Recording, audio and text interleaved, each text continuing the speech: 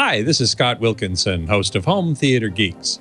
In episode 343, I chat with technology consultants Geoff Tully and Ron Williams about the HPA Tech Retreat. So stay tuned. Netcasts you love. From people you trust. This is Twit. Bandwidth for Home Theater Geeks is provided by CacheFly at CACHEFLY.com. This is Home Theater Geeks with Scott Wilkinson, recorded March 2nd, 2017. Episode 343, HPA Tech Retreat 2017. This episode of Home Theater Geeks is brought to you by Zipcar.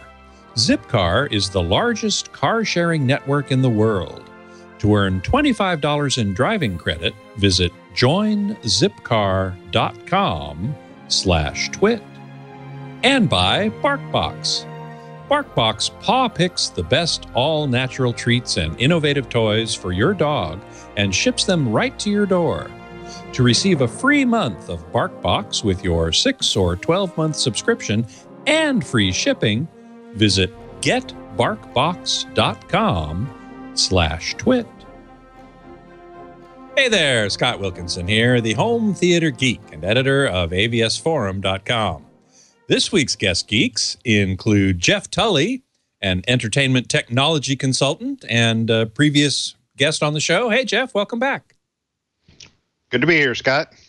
Always great to have you here. And also Ron Williams. I guess we would say you're a video technology consultant, Ron? That'll work. Close enough. Well, you've been on the show too, so welcome back to you as well. Pleasure to be here. Yeah, happy to have you here. Those who are tuned in to the live stream at live.twit.tv can join the chat room there, or you can go to irc.twit.tv, and I'll be watching the chat room, and you can post questions for our guests as we go, and I'll pass along as many as I can. It helps to put my name in the message, my screen name, Scott Wilkinson, no dots or dashes, because then it shows up in a different color and I can see it more easily. So what we're talking about today is an event that Geoff and Ron were both at last week, the whole week as it happens, called the HPA Tech Retreat. And so I want to start with, what the heck is HPA? Geoff, let's start with you. Okay. It is, this year, it is an association that's a part of the Society for Motion Picture Television Engineers. The HPA now stands for the Hollywood Professional Association. People who have watched our previous podcasts in years past, we've talked about the HPA as the Hollywood Post Alliance. As of last year, the organization became a subgroup within SMPTE. But it basically is a group of professionals who join because of their affiliation with the movie and home entertainment production community, production and post-production community in and around Hollywood, although the membership certainly stretches well outside the geographic area of Hollywood. Yeah, right. Yep. In fact, the group has this tech retreat, which we have been having now for a number of years, a couple of decades almost, in Palm Desert area, Palm Springs area. Mm-hmm. Is now getting cloned. They had their first event last year and have a call for papers out now for an HPA Tech Retreat in the UK. So European members who have been coming here each year have reached enough of a critical mass and membership and interest that they'll be holding similar events to the one that Ron and I just attended here in the UK as well. Now, I have a couple of photos of the venue. We'll start with that. It's at a hotel in Indian Wells, specifically. There it is. Lovely spot, Ron, huh? Absolutely, and the HPA does a marvelous job of accommodating. This year, I think they cut it off at 650 people. Holy smokes! Wow. The venue is extraordinary, and they take very, very good care of us for the accommodations, the food, and the breaks, and everything. And it's run extremely well. Right on the clock, we have a moderator, Mark Shubin, who is quite a character in himself. Yes, we have a picture of Mark, actually. If we can find that picture of Mark Shubin, we'll see. He runs it on the clock by the second. There's Mark. And if you're mid-sentence, he just cuts you off and moves right on. Doesn't care. Just, you're out. Goodbye. Yeah. Well, you know what? That's actually really good, because there are so many times we go to these things, types of things, and people drone on, and it's almost like we have to play them off like the orchestra at the Oscars. Right. Exactly. Yeah. Mark doesn't truck with that kind of violation of schedule. That around his neck, you saw that sort of a little squeeze horn there. That I was red wondering bulb. what that was. Well, it makes an extremely unavoidable, loud honking noise. He uses that to attract attention during the breaks when they're getting ready to resume the sessions. But should he get a speaker who thinks he can go past the time limit, Mark's been known to honk him into submission. So. Well, that's great. I'm looking forward to having Mark on the show. I haven't had him on the show before, but he's a very interesting character, Ron, as you pointed out. Oh, and he is. So I'm really looking forward to it. Well, I think you're sorry, go ahead. Mark falls into the category of, I know several people that I have great respect for, that I say that when they pass, you have to take their brain and freeze it, because when in the future they figure out how to bring somebody back, the knowledge in that man is just incredible. Wow. He's a walking encyclopedia. I mean, he can spit off statistics off the top of his head that would take you 10 minutes to research on Google. And he also has a great history, a great knowledge of the history of television as well. Oh, yes. Oh, absolutely. Yes. Absolutely. Really amazing. Really amazing. One other picture I want to show is Howard Luck, who has been a guest on my show as well. And he is, I think, currently the director of standards at SMPTE. There's Howard asking a question. Yeah, he's the director of engineering for the SMPTE. SMPTE engineering, okay.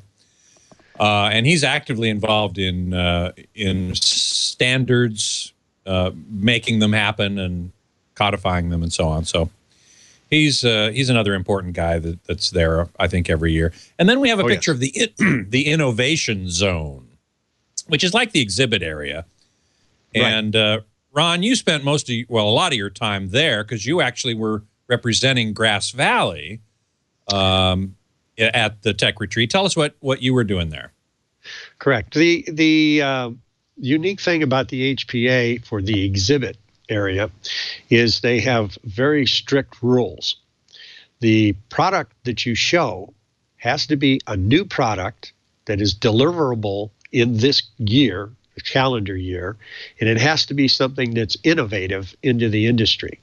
So it's not like a manufacturer shows up with the stuff he's been showing for the last 2 years, and it's the same old stuff, and they're using it as a sales venue. This is very specific about the type of technology, the timing of the product, and its availability. So it can't be old, and it can't be, vaporware, that's maybe we're going to do something. It has to be real and deliverable. So that cuts, the exhibit space down quite a bit, because quite a bit. Yeah.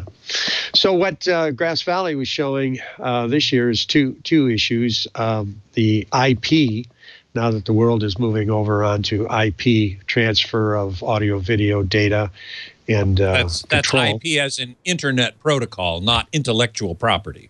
Yes. Well, there's that too. The property goes along with it as well. Yeah, exactly. So Grass Valley is moving with everybody else, really, towards transporting content, at least around professional facilities, over IP. Of course, it's being streamed to consumers as well, so that's That's another part of that IP landscape. This area in the professional side, the IP is for the infrastructure of the production houses and remote trucks and just moving signals around in a facility. Right now, say with UHD, we're running 4 coaxes and two audio cables and a control cable. Well, you go to IP, it's all on a Cat 5 or Cat 7. Everything goes together on a small wire. Right. So that was, and they've just SIPTE has released several new standards for that. And what Grass Valley was showing was they are the first to be compliant to the new standards. And Grass Valley also is very instrumental in I'm trying to think what AIM actually means. It's AIM, which is a consortium of manufacturers who agree on how they will transport protocols so that everybody talks to everybody.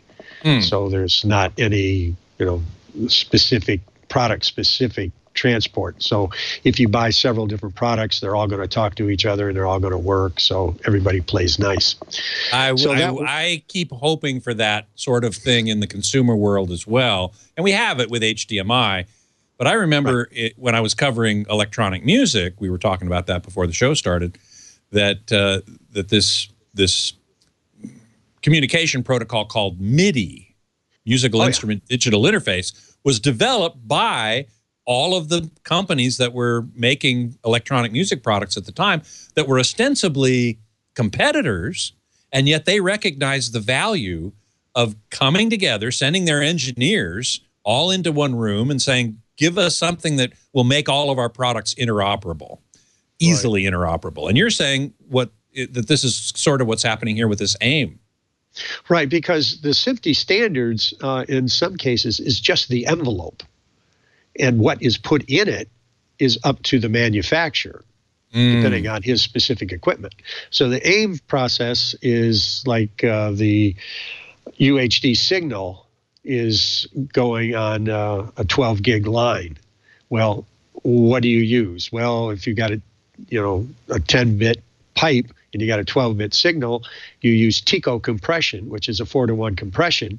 So now you can take that 12 gig signal and throw it down a 10 gig line. So it's little things like that the professionals are kind of working out, and it's working well. So that was what was in the booth. And then what I was kind of shepherding through is in doing HDR. I did HDR in motion picture for a long time. And then when it went to digital cinema, I was involved in that. And we went to digital capture for motion pictures. We had an issue with high dynamic range, because then when we got into that, we had, and you and I have talked about this on previous shows, you have wide gamut color, you have high frame rate, you've got high dynamic range, you got high resolution. So those are the 4 main issues to be chased in following film. Well, in some cases, we've exceeded film digitally. And one of the things that has now become commonplace, obviously, with the TV sets is you get a UHD HDR TV. Well, that's really great, but what flavor of HDR are we talking about? Oh man, yeah, I know. Another multiple standard situation here. Right. Geoff has got an insight on the overall of the TV side and that battle.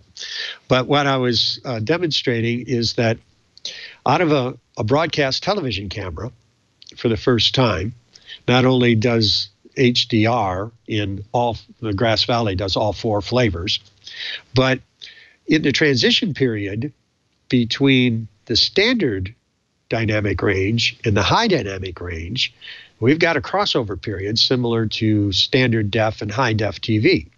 As we're going from high def into UHD, there's a crossover. And in some cases it's going well and some isn't.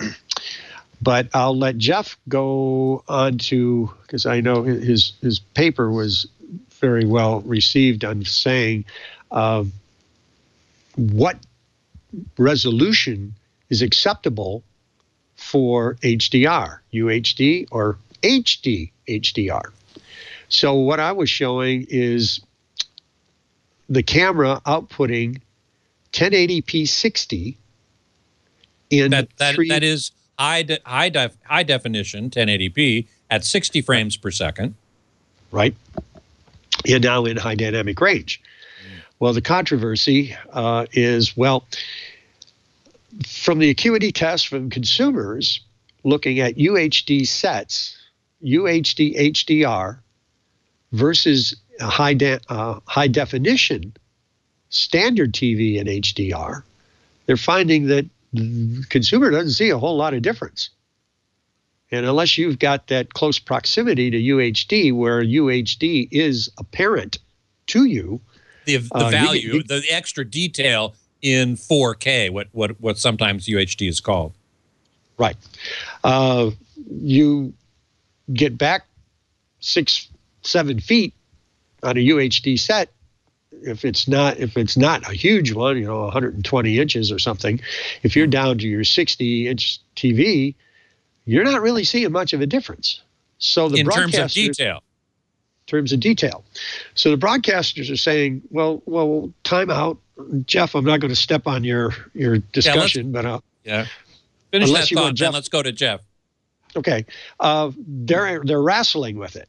So I'll turn it over to Geoff. Yeah, Geoff, you actually gave a paper on this subject. Tell us sort of what you were proposing and what you were talking about there. Well, I wasn't so much proposing as kind of reminding the people in this community some of the key points that have been around the discussion. And a lot of it comes to, first of all, being clear what you're talking about. UHD, Ultra HD, has been with us for a while in conversation, and then it's also in a couple of different places where it's part of a brand on or a logo identification of products of one sort or another. And HDR, the high dynamic range, is an element, a thing which is new in televisions. It's newer than the 4K resolution in terms of time frame of when it became available that consumers could buy it.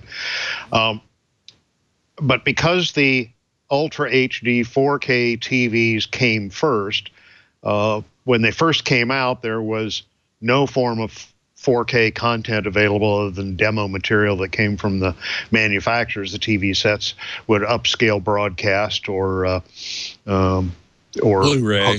hook them to a Blu-ray, but the Blu-rays were HD, full HD, right. Full HD with 3D, what have you. But there wasn't actually any content being produced for home distribution in this 4K resolution. And the color space that was used, again, for home distribution, Rec 709, maybe even some standard definition is 601. So the color space wasn't radically different. The resolution had twice as many dots, but as Ron pointed out, it's a form of mathematics to say how close do you have to be to the screen before you can resolve the dots. And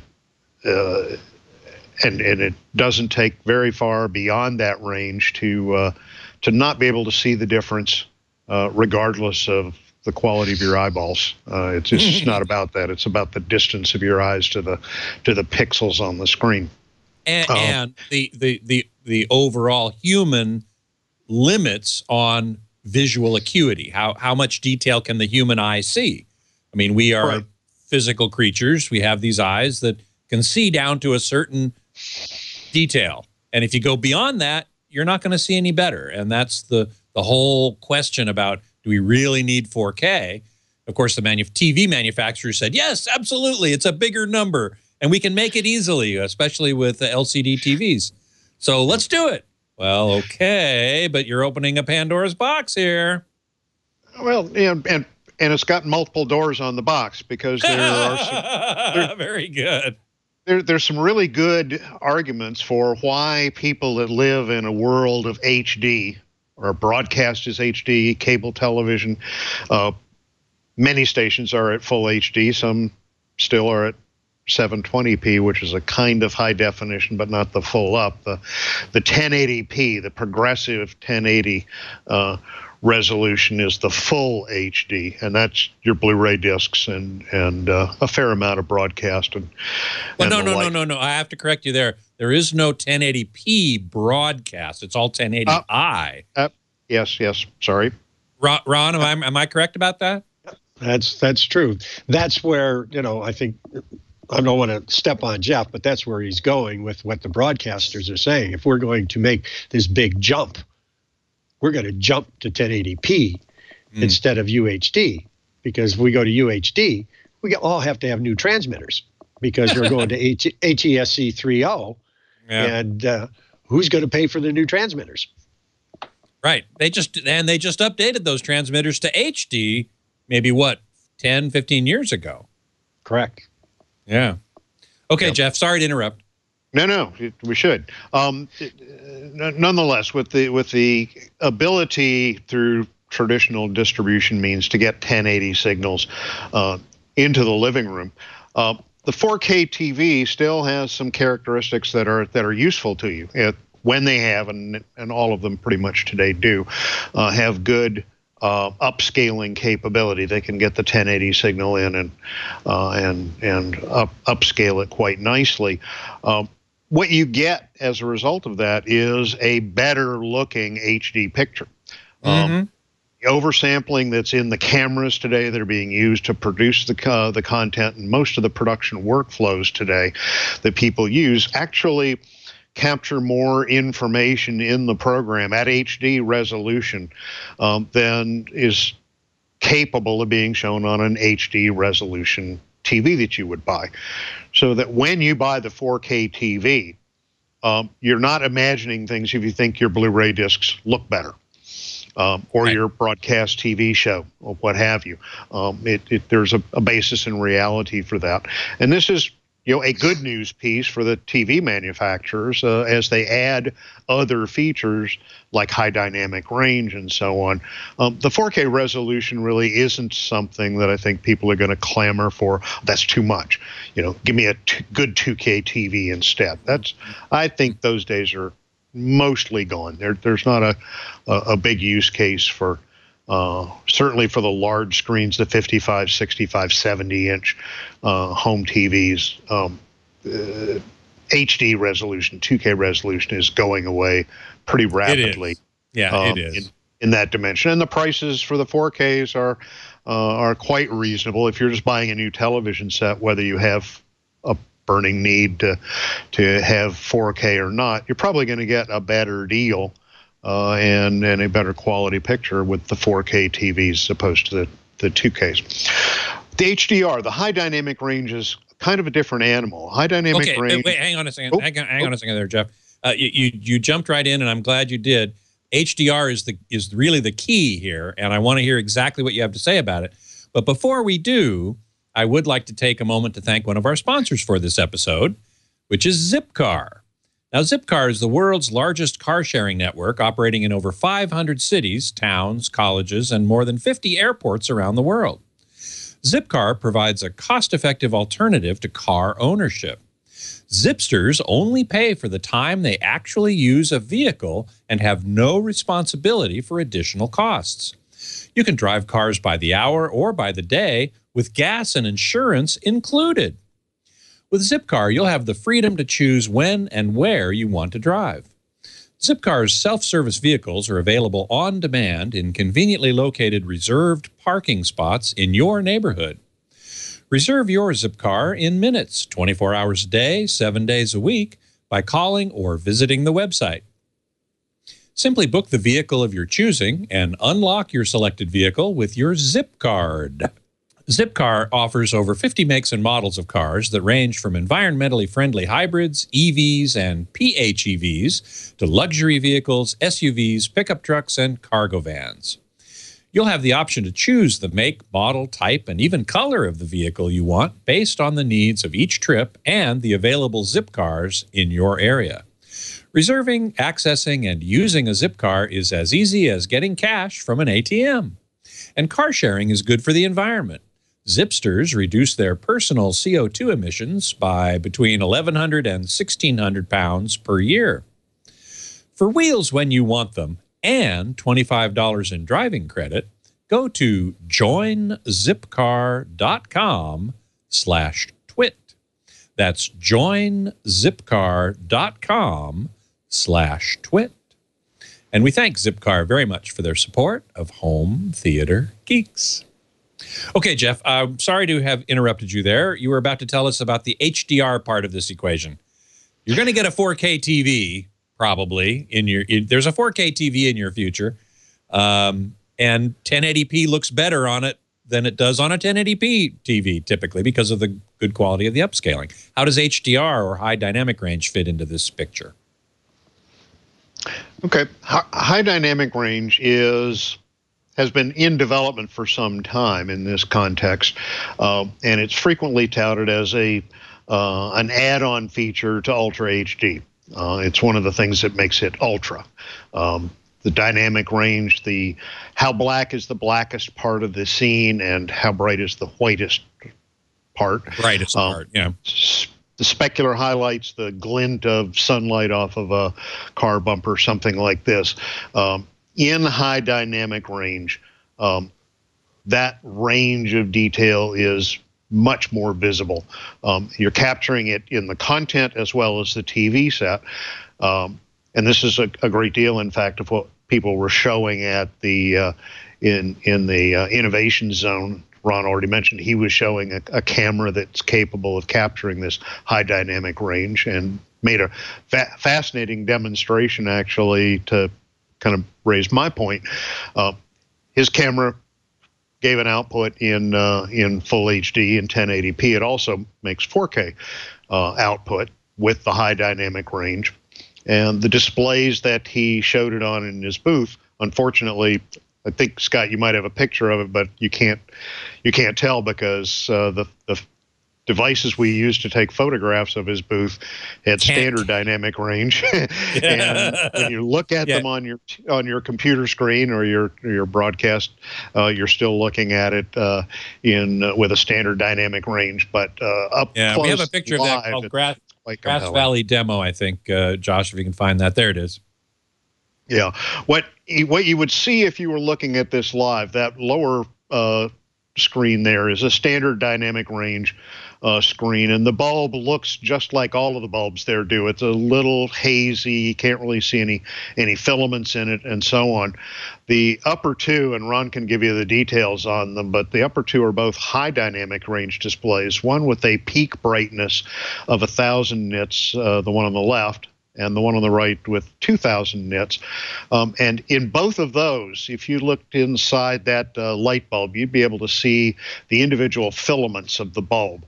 As Ron pointed out to a number of people as they came up, that's sort of the thing that catches your eye as you walk by the display there. But what really gets your attention after that is looking at the base of the bulb and below it in the dark part of the picture. In both of the high dynamic range displays, you can see detail, the bolts holding the base together, and some different colors in the metals that are down there in that dark area. And those in the standard dynamic range are pretty much just all a modeled dark area in the photo. So the high dynamic range piece, and that photo was taken way more distance away from those displays than is relevant to the resolution. The resolution happened to have been 2K. It could have been 4K, and the visual impact, even for the live person standing in front of it, would have been no different. And the difference in picture image quality that you can see on even the large consumer displays, that's something you can see and point out from across the room. It's not just to sit close and do this. If you are in a typical American living room 9 feet from your screen, that high dynamic range is going to make an impact that you're going to appreciate and remember. The 4K difference is not going to be something that you may feel good about it, that you got 4 instead of 2 of those things that you bought at the store, but the high dynamic range is going to be the piece that actually delivers the value. And this is the point that I was trying to bring out in the presentation that I gave. As broadcasters now with the ATSC 3.0 are gaining the ability to add more bits into the bit stream that is broadcast. They can use it for 4K. They can use it for higher frame rate. They can use it for higher dynamic range and actually a range of other interactive features and so on. The ATSC 3 is quite an upgrade in the broadcast infrastructure that's coming.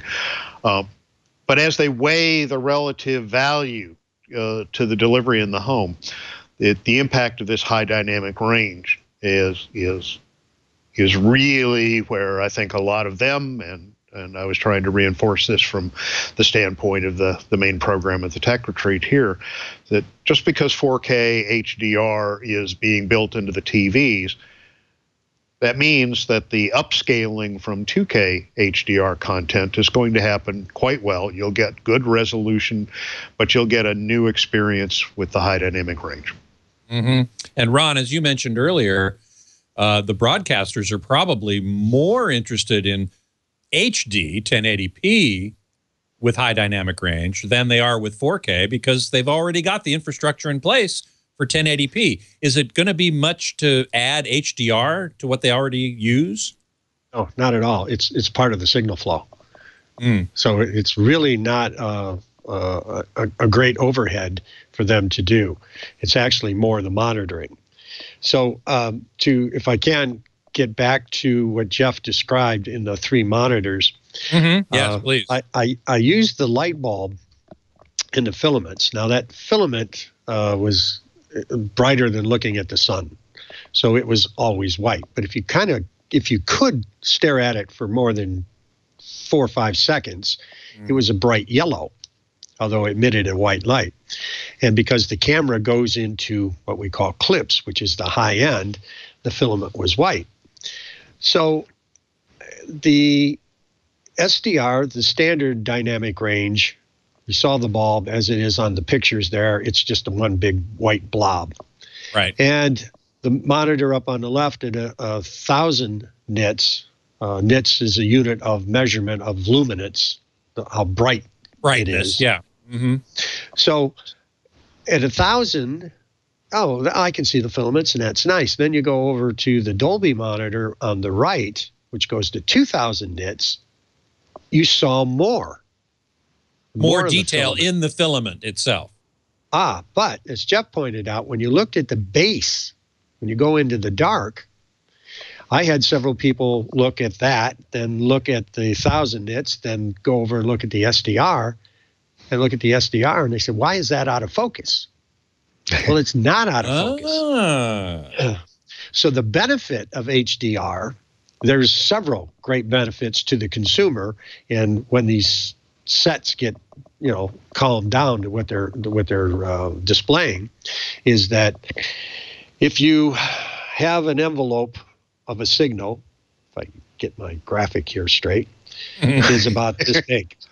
Right. Okay. Then that's standard dynamic range. Right. Then you take high dynamic range that goes 15 stops above that. So that's quite a bit of light now coming in. Yeah. Well, HDR handles the 15 stops over.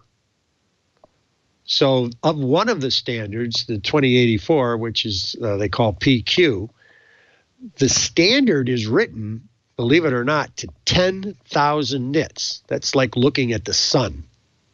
Well, because not quite. When the sun is a billion nits when you look directly at it. But still. But when your eye cuts off, who cares? Yeah, right. So you have all of this range, this big range. Now, what happens is when you have the high range, there's more light coming into the sensor. And if you have an iPhone, there's an HDR mode on it. And if you're shooting outside in this blue sky with white clouds, you take a regular photo, the white clouds are just a white blob. But if you turn on the HDR and take the photo, you'll see all of the texture in that cloud. that is where the added, I hate to use the word resolution, but the clarity of the details. The perception of detail. Right. So in the case of what Geoff was describing with the bulb, when you looked at the base of the bulb in the lamp itself and in the dark areas, it looked much sharper. Well, it actually is much sharper. But the sharpness depends on how much light you're displaying. The camera is putting out the same signal, but what is the display showing? So at 2,000 nits, it was really sharp, and everybody loved that. You looked at the 1,000, and you go, well, it kind of looks out of focus. And you look at the standard, and it was like, that's way out of focus. Well, that standard dynamic range is what you're getting today. So progressing, moving forward with the displays getting better, and they're now handling the HDR of whatever standard, whether it's PQ, HLG, LMS, whatever standard it is. It's not so much that the clouds are now visible. What it is the picture itself is perceptually sharper. It's clearer. You're seeing more detail. So what does that all translate to the consumer? What that means is if you're watching the football games, especially the college football that are done in these stadiums that have been around for a long time, and they're usually at noon, 1 o'clock, half of the stadium is in a shadow and half of it is in sun. And right now, the video operators shade for the field, the dark, so it's of a proper video level, and the stands and the other half of the field are blown into clips. It's all just blown out white, and everybody sees it. It's been that way forever. With high dynamic range, everything is visible and sharp.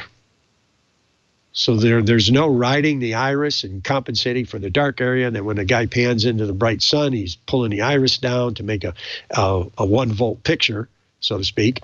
It's now set the iris at 5.6 and let it go, because the camera is now capable of not only the bright sun side of the stadium, but it's also, you're seeing all the detail on the shadowed side and the players on that side of the field.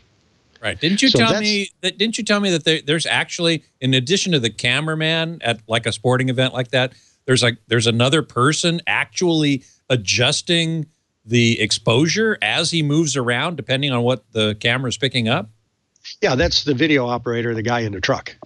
Oh, okay. I thought there was a separate guy at the camera, but okay, he's in the truck. Still, it's two people having to coordinate their activity, their action, as the camera moves around from bright areas to dark areas. With high dynamic range, you're not going to have to deal with that at all. Have to deal with that at all. Not at all. And that's the purpose of the demonstration, is showing that I can have this light bulb, full bright. I can now see the detail in the filament. I can see the base. I can see the clarity in the dark area, because you've got such a greater contrast ratio when you take the signal, or my little graphic here, and you now stretch it, you have more steps of gray. So you get more detail, and you get more steps of gray. You have a greater contrast ratio. The temporal perception is that it is sharper, because you got more light hitting that sensor on the camera. As I said, the cameras these days are perfectly capable of representing or capturing this high dynamic range, aren't they? Yeah. Well, the camera that I'm using right now, the picture's somewhat good, but if I do this, boom, it's blown out in high dynamic range. It's starting to expose for the light behind you. Right. In high dynamic range, you wouldn't see that white blob. You'd actually see the detail on the other, that's a mirror, you'd see it on the other wall. So it does have its benefits, and the cameras, your cell phone cameras have high dynamic range in it, and that's one of the things that they put in there, because when you shoot that great photo on your vacation, all the stuff, the white clouds or, the fireworks or whatever you're shooting, if you turn that mode on your, I have an iPhone, on my iPhone, And the iPhone takes two pictures. It takes a standard and a high together. You can see the difference, and it's amazing. I did a camera training in Salt Lake for some video operators, and they kind of, and we went out to dinner and went out on the street in Salt Lake at night. And I told the guys, take your iPhones out and take the picture. And half of them said, I had no idea that this function was even in the camera. Look at the difference of the picture. And I said, and that's exactly what the television cameras are doing. And that's what's going to be transmitted. So when you get this TV and everything Geoff just said, you're going to see a better picture. So if you're in 1080p HDR, it's, oh my God, look what we've got in the quality of the image. And it comes for free. Essentially, for bandwidth free. Right. So it costs a little bit of it adds a little extra bandwidth, right? But not very much. No, basically insignificant. So what we were saying, I had the left monitor, the 1000 nits monitor is a UHD monitor. I had it in UHD, HDR. And as I'd go between 1080p and 3840, the guys, the professional people at this conference are looking at me saying, I don't really see much of a difference there. And these are golden eyes. Exactly. And there was a panel, I forget what panel it was, Geoff, I'm quite sure you recall, where they had all the broadcasters on the panel, and all 6 of them said 1080p 60 HDR. That's what's worth doing. So, Geoff, do you remember that panel? Yeah, it was cleverly named the broadcasters panel. Yeah, it was. How would you possibly know that that's what they were going to talk about then?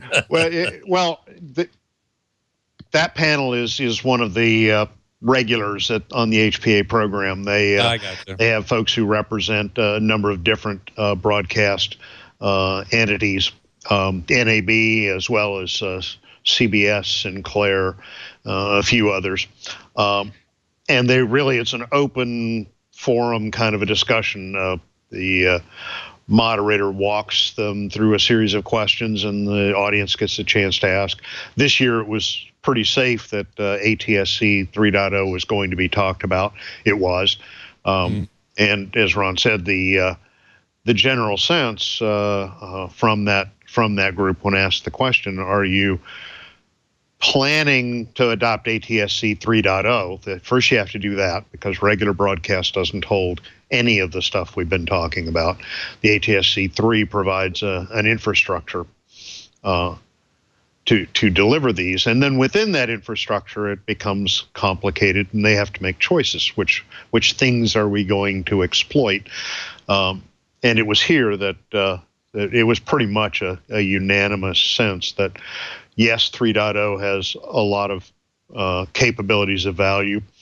4K is one of the possibilities. It's actually been done, tested in a few trials. And it is possible to get 4K with high dynamic range through a broadcast signal, and once the infrastructure is built out that way.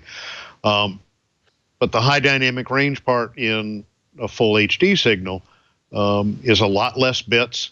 It's a lot less work in the workflow to get from the camera to your home set.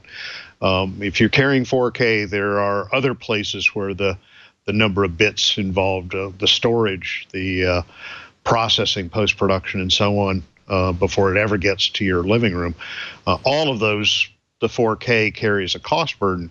And I think the unanimous sense of the panelists in this particular group were 4K sometime, probably. HDR, much more near term. It's either on their roadmap and they're scheduling it now, or they're very seriously engaging it. 4K is much farther off, and I don't think any of the broadcasters that I spoke to, either on or off the record, were indicating that they thought 4K was going to be a near-term requirement or build out for them.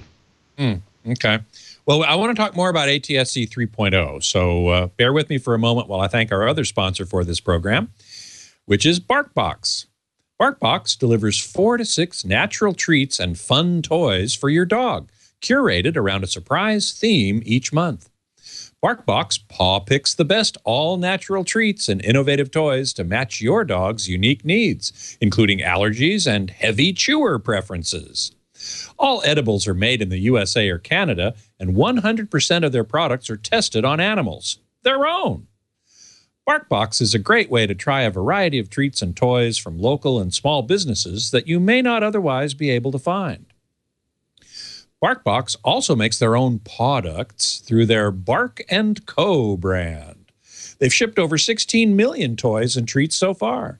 Getting started is easy. Choose your dog size, small and cute, up to 20 pounds, just right, 20 to 50 pounds, or big and bold, 50 or more pounds. Choose a plan. 1, 6, or 12-month plans are available.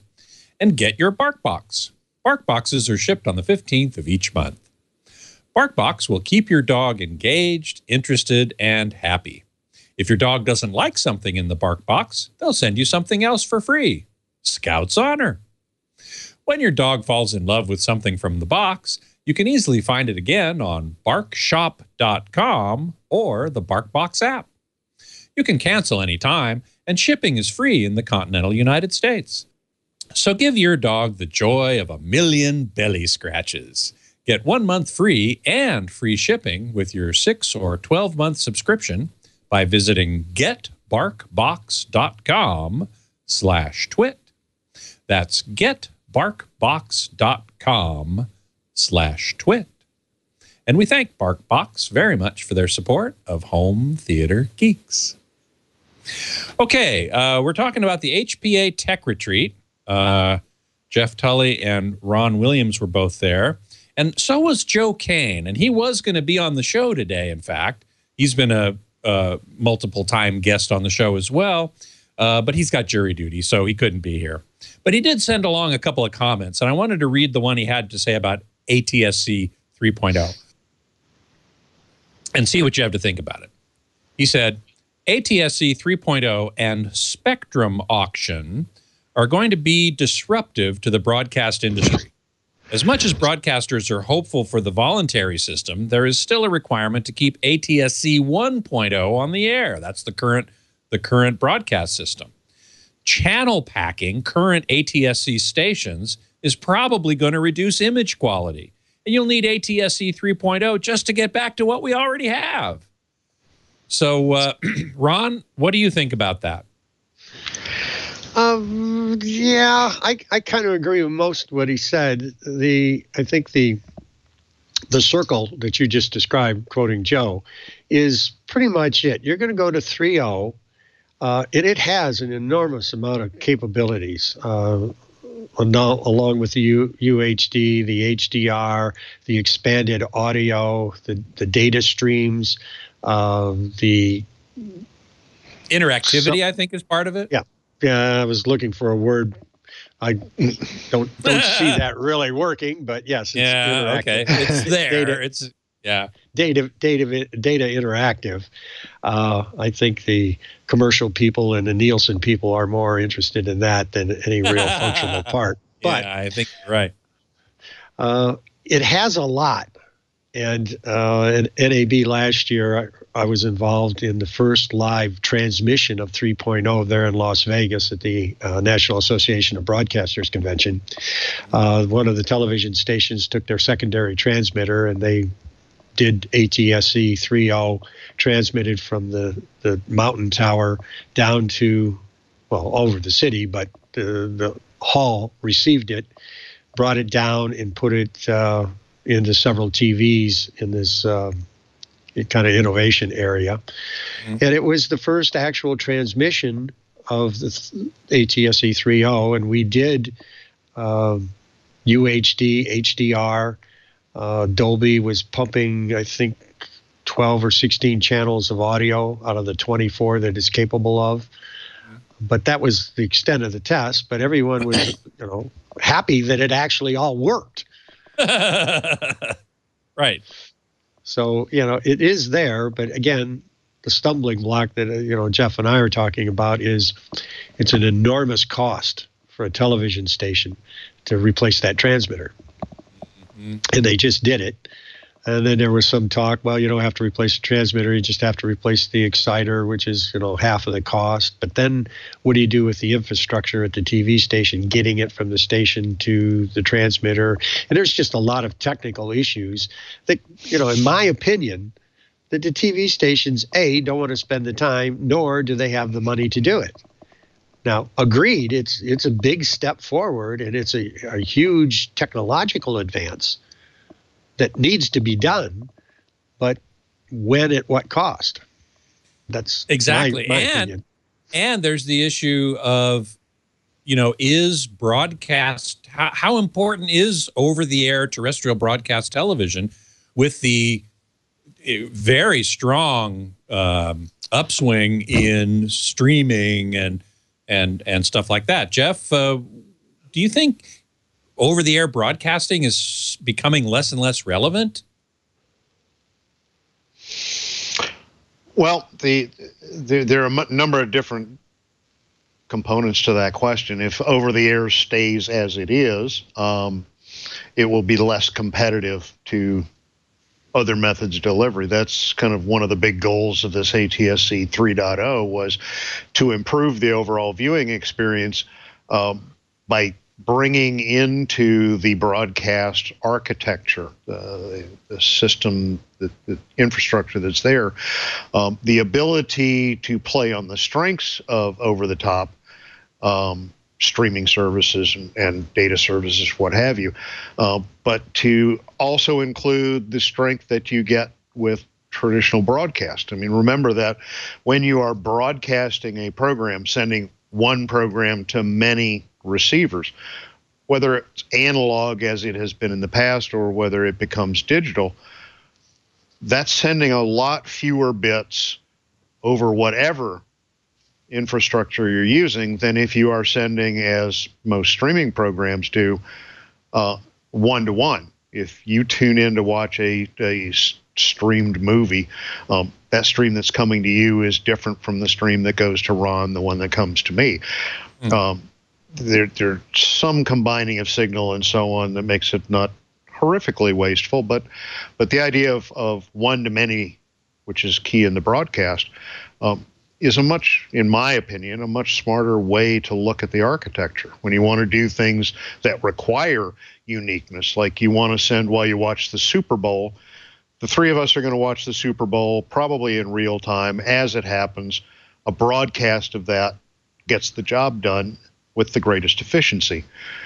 If you want to send you a Ford commercial and Ron a Chevy commercial and me a McDonald's commercial, which you can do in this new architecture, those individual customized ad insertions can be handled with an internet protocol kind of delivery. And this, one of the advancements is discussed in 3.0 is an integration between over-the-air and over-the-top delivery. They were talking, there was an ATSC 3.0 workshop on Monday of the conference. It wasn't part of the basic program. The people who wanted to attend that signed up separately. Joe Kane and I both did attend that one. It was a half day on Monday that was exclusively dealing with ATSC 3, kind of an update from some of the same broadcasters that were on the panel on Wednesday, but talking in much more detail with some manufacturers and other folks that are building out parts of this architecture. And it is rich in features that I think will allow the broadcasters to add on services, change functions to make them more modern, more up-to-date. And the combination, I think, could make the broadcast infrastructure, the various services that they are already providing, is just going to enrich those and make them more capable. Yeah. Certainly your point of combining or merging over the air and over the top, I had never thought of that before, but that's really true. OTA and OTT right. is one of the goals of ATS 3.0 and maybe the way to move terrestrial broadcast into the future.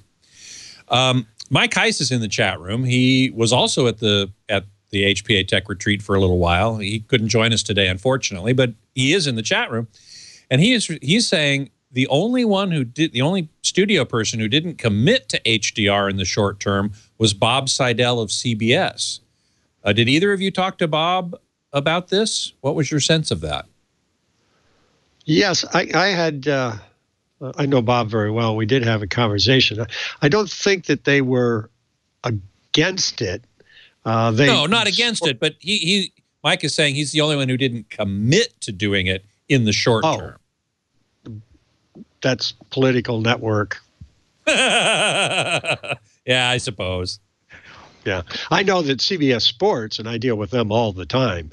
I mean, they're all over the HDR because of what I described about stadiums and handling the light, the clarity, and all of the things that I went through before. I mean, if you stop and think of all of the sports venues and what the added value for HDR to sports, it's incredible. So, I look forward to that, and I think that CBS Sports would, kind of push at that point. Of course, you got talking heads in news. It's a moot point. But if you're talking anything outside, it's a big issue. Geoff, did you want to weigh in there? Well, yeah. I mean, Rob's lab that he runs for CBS in New York has been looking at all of these issues that we're discussing here, the HDR, the 4K, ATSC 3. And in fact, it was mentioned in a couple of different sessions that he had put together some demonstrations of what the various capabilities looked like on consumer televisions, set them up for the benefit of the ATSC committee members and so on. So certainly you wouldn't want to leave the impression that he's not very committed to understanding and working with the groups to exploit these features. But he's also aware of the math. How are you going to pay for it? I think conversations that I've had with him and with others in the broadcast space, the idea of pushing so many bits into a 4K HDR because Ultra HD means 4K HD to many people, and HDR just automatically goes with 4K.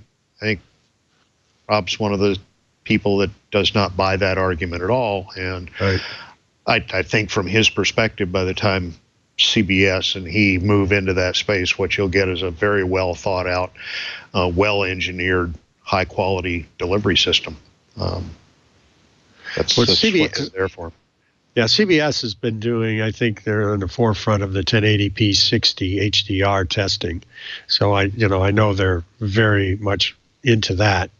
The whole HDR thing, I don't know of anybody, as Geoff pointed out on the panel, or from broadcasters and production people that are, not really going forward to it. In fact, I had several people come up and want to know if Grass Valley would be open to shooting HDR of some of their events, kind of like a Mardi Gras, where you've got these outrageous colors and speculars and detail, and that is really what it's all about. And that was one of the things we didn't talk about, Scott, is going along with this is the new color standard 2020, which is a bigger, wider color gamut. And the new TVs, some of them I see now are capable of doing 2020 color.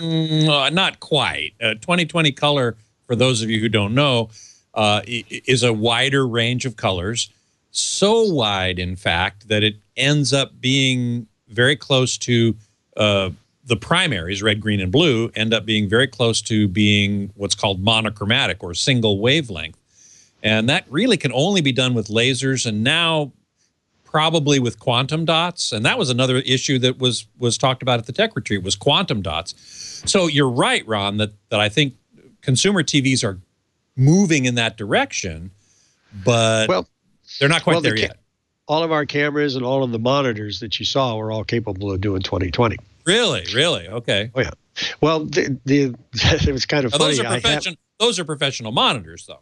Absolutely. To put this in perspective, and I didn't think of this till now, in my demonstrations, the speech, I bring the guys right into the booth and put them, 3 feet away from the display and look at it, and everybody's all oriented to that. And then I have them take a step backwards, and I'd say, now look at the floor. I'm going to put up color bars. Because at the beginning, I put up color bars when people were staring at the monitors, and they'd go, "Jesus, don't ever do that again." You mean you went from the high dynamic range image to color bars? Well, they're high dynamic range 2020 color bars. It's the same thing. Right. You just put okay, all right. But when you're looking at the light bulb and you see all the dark things and everything Geoff and I have been describing about all of the clarity and everything in the dark areas. But when you put up color bars and you see full 2,000 nits at 2020 color, it is, God, give me a pair of sunglasses. What are you guys doing?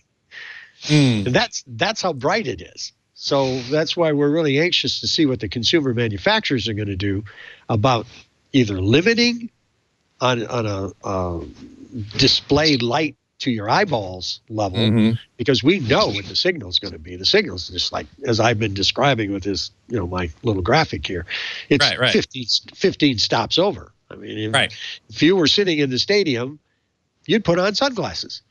Yeah. If you were in an outdoor stadium during the day for a game, you would put on sunglasses. You'd put on if sunglasses. It was a bright day. Yeah. Exactly. And if you're sitting in front of that TV and it's that bright, you're going to reach for a pair of sunglasses. So I was just going to say, Rev Dansonite in the chat room is saying, I want to display warning, not limiting. Yeah, okay. I get that. Rev, the Reverend here had another comment I was looking for.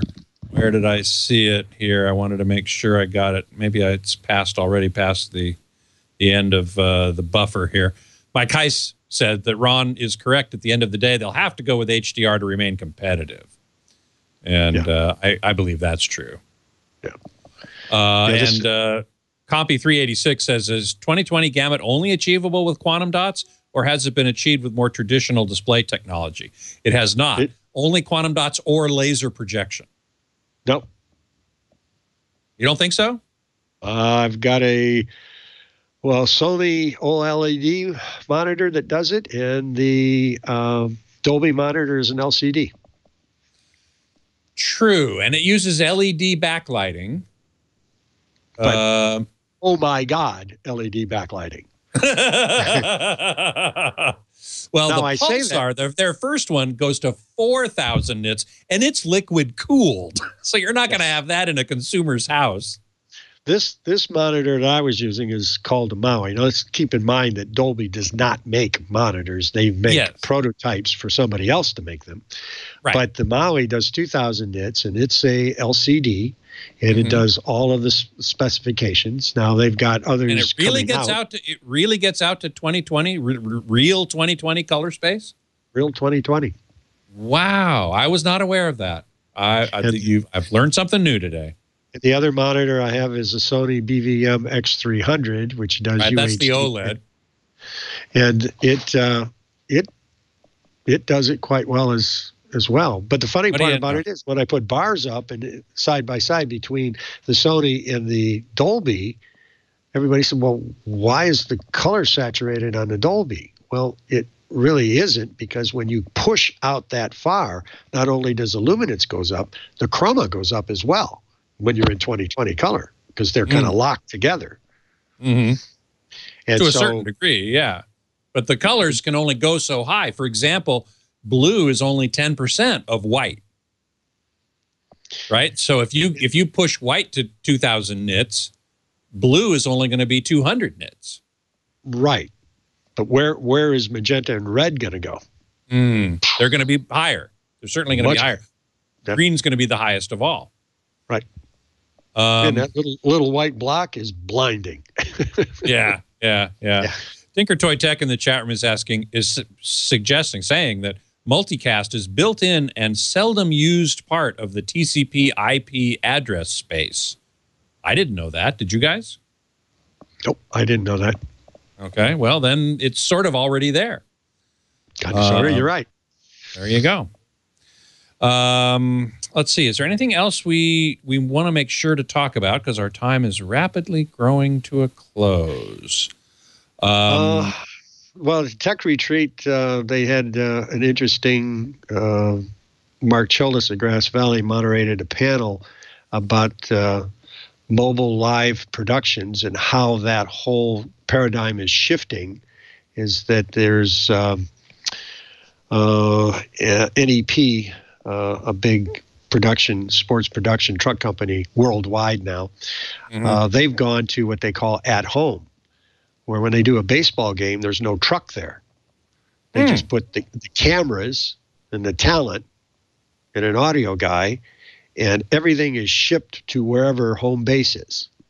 I did one for a Fox preseason baseball game where in the stadium there were 6 cameras and everything else was in LA. So there's a lot of sporting companies moving towards that. Well, certainly, it would cost a lot less to not have to roll a truck, and I mean we're talking a real semi here, right? To a location. If you can, but how is all that data transported? Is it over IP? Is it over the internet? Well, NEP uses a system that was designed by Grass Valley and Breda Holland, where they take the data, actually their ID'd packets, out of the camera head, and it goes into, because it's data, goes into a typical IP COTS switch, and then whomever is doing it, you order in like a 40 gig line between point A and point B, and everything goes down that line. And it gets to the other end into another COT switch and gets broken out to audio goes this way, and each camera goes over here, and the intercom goes over here. So they're seeing that they're not paying airfare for all the cameramen and production people and hotels and meals and all of that. Along, as you pointed out, they're not rolling a truck. So the cost savings to do the sporting event is enormous. In London, they did, NBC did half of the closing ceremonies. All the video operators and audio for that part were in Secaucus, New Jersey. For the Olympics, you mean, in London? Right. So it's becoming more and more popular. One other topic on that same panel was what the use of drones are. They're now finding that ENG trucks for their local news now are flying drones. By the way, means electronic news gathering, just for those who don't know. Right. They're flying drones to cover the story instead of bringing the television station helicopter in to cover whatever's going on. Oh, that's interesting. The guy in the little truck is up flying a drone because the drone is putting out 1080p 60 back to the truck. So they're getting a high quality image from the drone. You know, if there's a big car accident or a fire or something like that. Or in LA, a chase. We see those very often. Right. And they also discussed the use of drones for communication in faraway places like third world countries. They're also using it for communications to some outlying isolated areas. So this company, Geoff, what was it, Gorilla Video or Video Gorilla? Video Gorillas, yeah. Jason Browns. Video Gorilla. If you want to look that company up, they do end-to-end, so many extremes use of video and audio in drones. So that's another model that production for television is moving into. So yeah, that session was very, very informative. Very informative. Geoff, how about you? Any last thoughts about HPA? Anything we haven't covered you want to make sure we at least touch upon? Well, it's such a broad spectrum. We hit the ones that Ron and I think found the most compelling. I know Joe was likewise. It's kind of too bad he couldn't join us here. He was also engaged with the ATSC, the broadcasters, and the the support under the high dynamic range in whatever form of production it is. Well, that's and I think that's what we can look forward to in the future. And what I'm looking forward to in the future, particularly, is high dynamic range. And in broadcasting, I think it makes a lot of sense to do high definition 1080p at 60 frames per second in high dynamic range, more than it makes sense to do 4K, as we've talked about extensively on the show. So your presentation was good. Yeah, I don't think it precludes getting to 4K, but one of the things we were certainly hearing with people here, and we sort of alluded to the fact that there are multiple flavors of HDR, and that's really in the packaging and transmission. That'll get worked out. The underlying value of high dynamic range, and the fact that if the standard doesn't come one way of delivering high dynamic range, if it's 2 or 3, it was pointed out LG Electronics, I think, supports most, if not all, of the formats of HDR transmission. So whatever they do, form gets used. I think Samsung has introduced a custom one of their own, and I believe LG did not express great enthusiasm for that different one, but they had, one would expect of mortal blood enemies. they had the 4 others were supported. Samsung had a very nice demonstration in the demo area of their approach and how it works.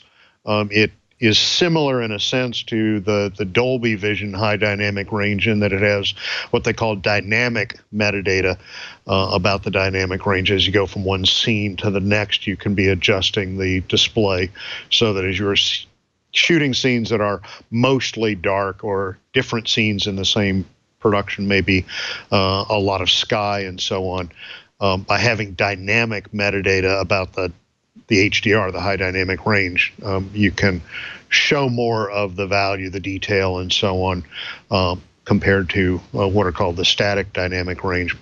All of those elements, however, are part of the politics of features and standards getting set and built. I think they're going to move along well. The value that I think of more and more people looking at high dynamic range is getting in the production value.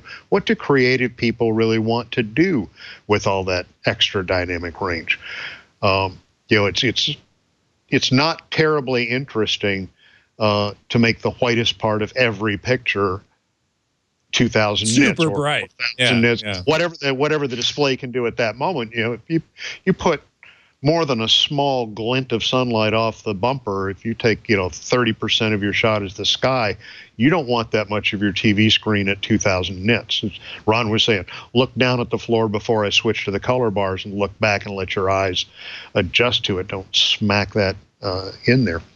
But there are elements about the creative process that are only going to happen when people have the ability to create the HDR, look at the differences that it makes in the content, and then use that, integrate it into the storytelling, which is what the movies and TV shows are all about in the first place. Can you enhance the storytelling? Can you make the value greater to the consumer in one way or another? And I think we saw a lot of that, the seeds of that coming along there. There was one last thing that I have to throw out. We didn't really speak much about this. Ron did a little bit with the remote production, but production in the cloud-based editing and things like this. That's a big deal in the post-production community these days, of how much of your stuff to do production and post-production lives in your truck or in your building in the facility, and how much of it is actually off premises in the cloud. And there was one demonstration of that where on a panel, the discussion of the value that can come from having this distributed resource. And they did go live with that demo to show everybody, literally from the speaker's podium, what it's like to have your production in the cloud. At that moment, the internet connection to the hotel failed, and we got to see a blank screen and have a good conversation about one of the types of pitfalls of cloud-based production. And if you got the camera in your hand and it's working, that's great, and it records onto the camera. If it's recording into the cloud and you lost the internet connection, you lost all the shots. You're right. That is a problem. Yeah. Let me end with a couple of quick questions from the chat room. THX1138 says, are all broadcasters backing HLG, which is one of the 4 high dynamic range formats that we're currently dealing with? And also, what is LMS? Ron, you mentioned LMS. LMS is a flavor of HLG, which is hyper log gamma, is what Hybrid the HLG log gamma, right. Yeah. And the LMS is the simple term, large, medium, and small of the color packet levels that where the curves of the signal go. So you control the 3 different levels. So is HLG?